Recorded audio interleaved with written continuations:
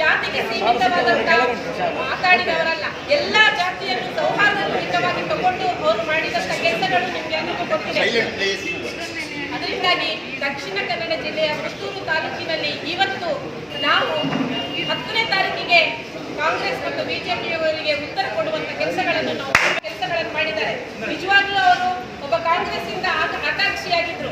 ಇವತ್ತು ಕಾಂಗ್ರೆಸ್ಸಿನ ಪರಿಸ್ಥಿತಿ ಏನಾಗಿದೆ ಅಂತ ಹೇಳುವಂಥದ್ದು ಈಗಾಗಲೇ ಮೆರವಣಿಗೆಯಲ್ಲಿ ನೀವು ನೋಡಿದ್ದೀರಾ. ನಮ್ಮ ಕಾಂಗ್ರೆಸ್ನಲ್ಲಿ ಹೊರಗಿನಿಂದ ಬಂದವರನ್ನು ತಗೊಂಡು ಅವರನ್ನು ಗೆಲ್ಲಿಸಿ ನಾವು ಕಳಿಸೋದು, ಅವರು ನಮ್ಮನ್ನು ನಾಳೆ ಫುಟ್ಬಾಲ್ ಒದ್ದಾಗೆ ಒತ್ತು ಕಳಿಸೋದು. ನಾನು ಕೂಡ ಕಾಂಗ್ರೆಸ್ನಲ್ಲಿ ಇದ್ದವಳು. ಆ ಪರಿಸ್ಥಿತಿಯಲ್ಲಿ ಹಾಗೆ ಬಿಜೆಪಿಯ ವಿಷಯವನ್ನು ಗೊತ್ತಿದೆ. ಇವತ್ತು ಒಂದು ಗ್ಯಾಸ್ನ ಬೆಲೆ ಹೋಗಿದೆ, ಅದು ಜನರಿಗೆ ಗೊತ್ತಾಗತ್ತಾ?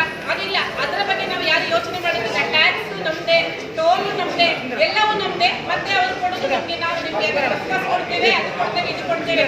ದಯವಿಟ್ಟು ಇದೆಲ್ಲ ವಿಶ್ವಾಸದಲ್ಲಿ ತಗೊಳ್ಬೇಡಿ. ಇವತ್ತು ನಮ್ಮ ಯಾವ ವಿಷಯಕ್ಕೆ ಅಂತ ಹೇಳಿ ನಾವು ನಿಮ್ಗೆ ಹೇಳಬೇಕಾಗಿಲ್ಲ. ಆದ್ರೆ ನೀವಿವತ್ತು ಸೇರ್ಕೊಂಡಿರುವಂತ ಈ ಒಂದು ಸಾಗರವನ್ನು ನೋಡಿದ್ರೆ ನನಗೆ ಎಷ್ಟು ಖುಷಿ ಆಗ್ತಾ ಇದೆ ಅಂತ ಹೇಳಿದ್ರೆ, ನಿಮ್ಗೆ ನಮ್ಮ ಮೇಲೆ ಎಷ್ಟು ವಿಶ್ವಾಸ ಇದೆ, ನಂಬಿಕೆ ಇದೆ ಅನ್ನುವಂಥದ್ದು ನಾನು ಅನ್ಕೊಂಡಿದ್ದೀನಿ. ಎಷ್ಟು ನಂಬಿಕೆಯಿಂದ ನೀವು ಪಾರ್ಟಿಯಲ್ಲಿ ಪಕ್ಷದ ಒಂದು ಸಿದ್ಧಾಂತಗಳಿದ್ರು ಕೂಡ ತದ್ವಿರುದ್ಧವಾದಂತಹ ಸಿದ್ಧಾಂತಗಳಲ್ಲಿ ನಮ್ಮ ಅರುಣ್ ಪುತ್ತೇಲ್ರವರು ಇದ್ರೂ ಕೂಡ ಪಕ್ಷಕ್ಕೆ ಪೂರಕವಾದಂತಹ ವಾತಾವರಣ ನಿರ್ಮಾಣ ಮಾಡಿದರು ಅರುಣ್ ಪುತ್ತೇಲ್ರವರು. ಅದೇ ರೀತಿ ಅಶೋಕ್ ಕುಮಾರ್ ರೈಗಳು.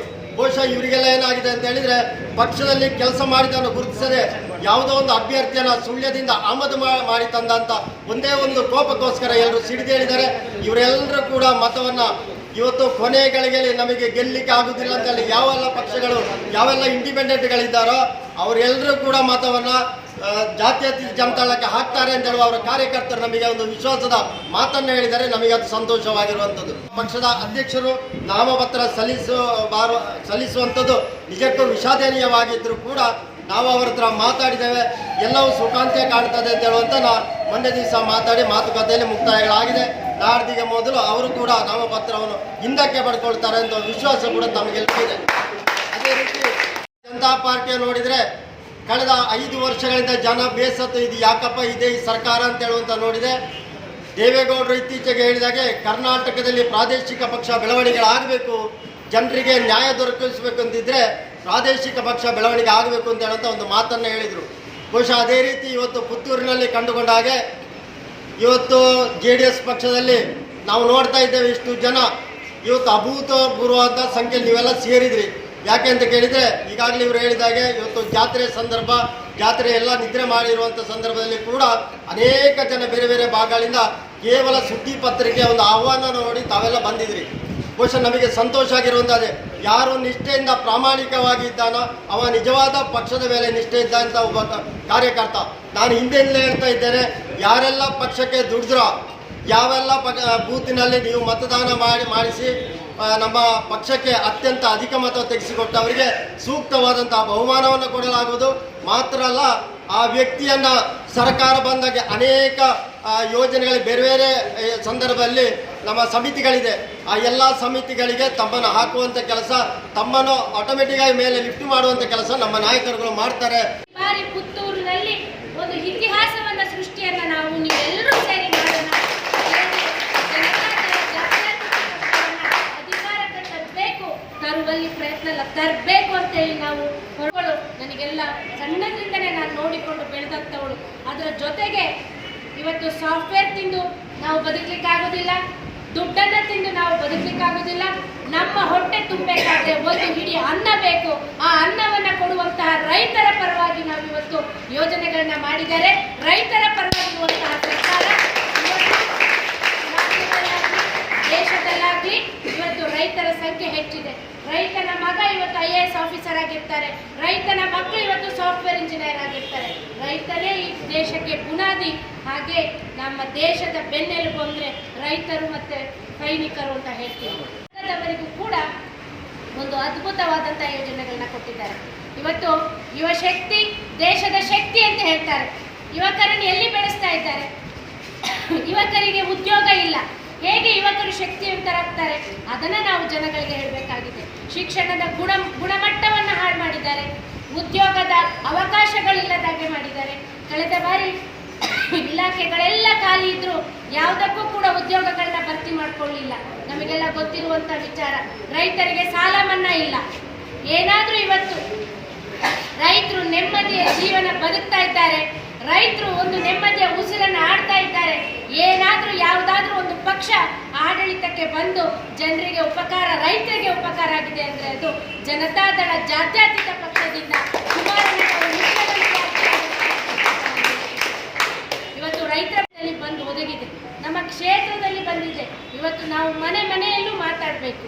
ಇವತ್ತು ಬಹಳಷ್ಟು ವಿಷಯಗಳನ್ನ ನಮ್ಮ ಕೈಲಾಸಣ್ಣನವರು ತಿಳಿಸಿದ್ದಾರೆ.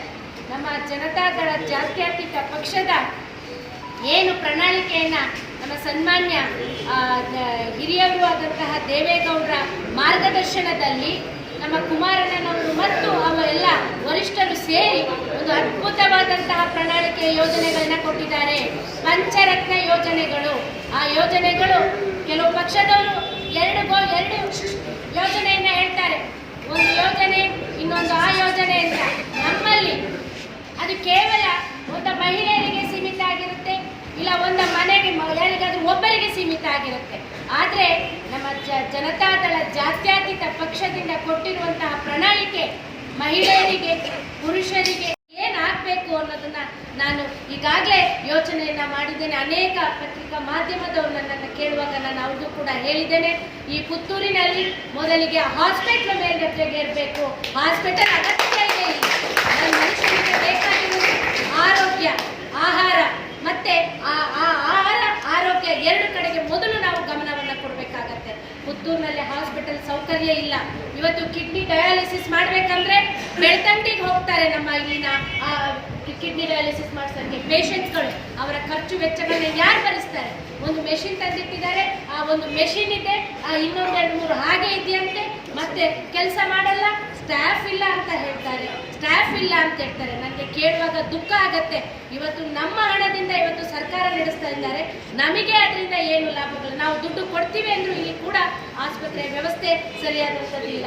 ಆಮೇಲೆ ಇನ್ನೊಂದು ITI ಮತ್ತೆ ಡಿಪ್ಲೊಮಾ ಕಾಲೇಜ್, ಗೌರ್ಮೆಂಟ್ ಕಾಲೇಜ್ ಬರಬೇಕು. ಯಾಕೆಂದ್ರೆ ನಮ್ಮ ಮಕ್ಕಳು ITI ಡಿಪ್ಲೊಮಾಗೆ VCಗೆ ಹೋಗ್ತಾರೆ, ಪ್ರೈವೇಟ್ ಕಾಲೇಜ್ಗೆ ಹೋಗ್ತಾರೆ. ಅಲ್ಲಿ ಕಮ್ಮಿ ಒಂದು ಲಿಮಿಟ್ ಅಂತ ಇರುತ್ತೆ. ಫೀಸ್ ಎಲ್ಲರ ಮನೆಯಲ್ಲಿ ಮಕ್ಕಳು ಫೀಸ್ ಕಟ್ಟಿ ಓದಲಿಕ್ಕೆ ಆಗೋದಿಲ್ಲ. ಅಂಥವರಿಗೆ ಒಂದು ಸರ್ಕಾರಿ ITI ಡಿಪ್ಲೊಮಾ ಕಾಲೇಜ್ ಬರಬೇಕು. ಅದ್ರ ಜೊತೆಗೆ ಕ್ರಿಕೆಟ್ ಅಕಾಡೆಮಿ ಆಗಬೇಕು, ಸ್ಪೋರ್ಟ್ಸ್ ಅಕಾಡೆಮಿ ಆಗಬೇಕು. ಪ್ರತಿ ಗ್ರಾಮದಲ್ಲೂ ಮೂಲಭೂತ ಸೌಕರ್ಯ ಆಗಲೇಬೇಕು ಅನ್ನೋದು ನನ್ನ ಒಂದು ಹಠ.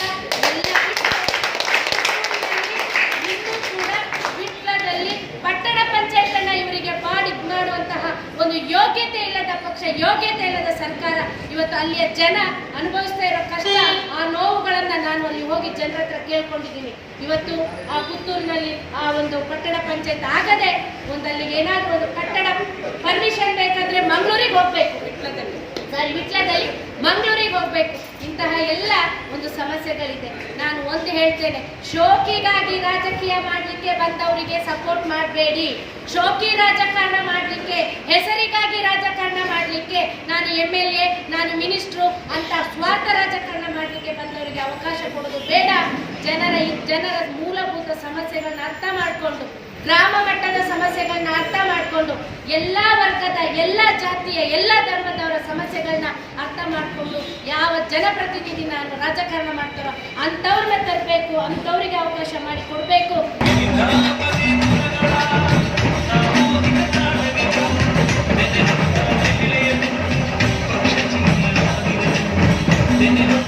ಮೊತ್ತವನ್ನು ನೀಡಿ